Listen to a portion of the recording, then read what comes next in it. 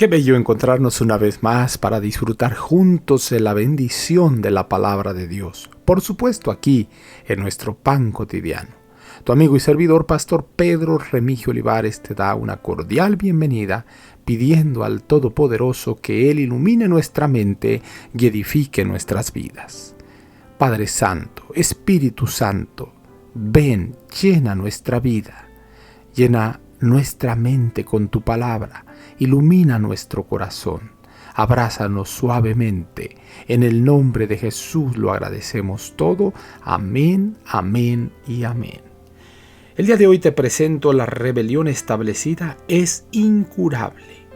Se acercaron entonces a Aarón y le dijeron: levántate, haznos dioses, que vayan delante de nosotros, porque a este Moisés, el varón que nos sacó de la tierra de Egipto, no sabemos qué le haya acontecido. Todos tienen la libertad de escoger entre tomar posición con los rebeldes o participar con quienes están de parte de Dios y de la verdad. Los que han trabajado con tenacidad, fidelidad y abnegación en esta gran causa y habiendo padecido pruebas y reproches, han librado con valor las batallas del Señor. La rebelión establecida es incurable. Primero, se originó en el cielo con el ángel más próximo en jerarquía a Jesucristo. Este ser celestial tan enaltecido tuvo simpatizantes que se unieron a él en su rebelión.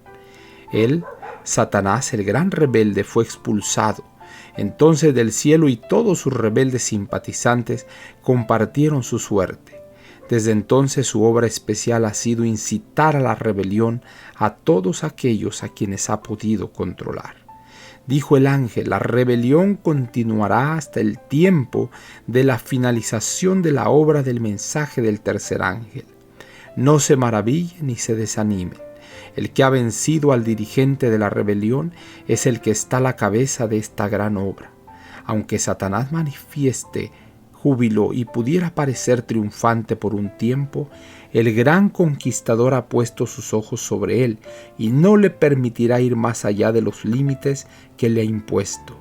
Se le permitió asumir poderes por un tiempo a fin de revelar a los de corazón verdadero, de probar al fiel, de desarrollar lo que es espurio y separarlos del que posea corazón puro.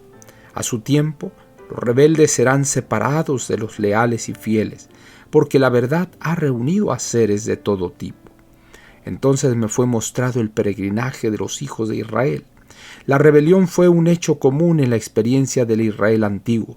Moisés se había apartado de ellos solo por 40 días, y ese fue el tiempo suficiente para que se gestara una de las más grandes defecciones de Dios, quien les había mostrado favores especiales y cuya voz se había escuchado desde el monte Sinaí.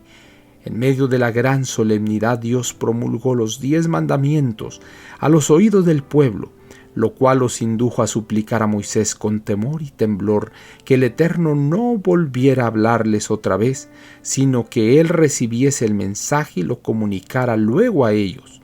Forjaron entonces un becerro y se apartaron de Dios, sumiéndose en la bajeza de la idolatría, esa que consiste en adorar la obra de sus propias manos. Manuscrito número 1, año 1865. Se acercaron entonces a Aarón y le dijeron: levántate, haznos dioses, que vayan delante de nosotros, porque a este Moisés, el varón que nos sacó de la tierra de Egipto, no sabemos qué le haya acontecido. Éxodo 32:1. Padre querido, todo el tiempo hemos sido rebeldes y contumaces. Muchas veces, Señor, nos hemos apartado de ti. Ten misericordia de nosotros. Transforma nuestra mente, transforma nuestro ser.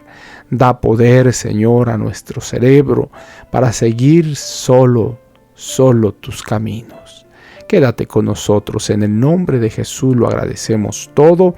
Amén, amén y amén. Jehová te bendiga y te guarde. Jehová haga resplandecer su rostro sobre ti y tenga de ti misericordia. Jehová alce a ti su rostro y ponga en ti paz. No lo olvides, conserva una sonrisa en tus labios, una oración en la mente y una canción en el corazón. Hasta la próxima.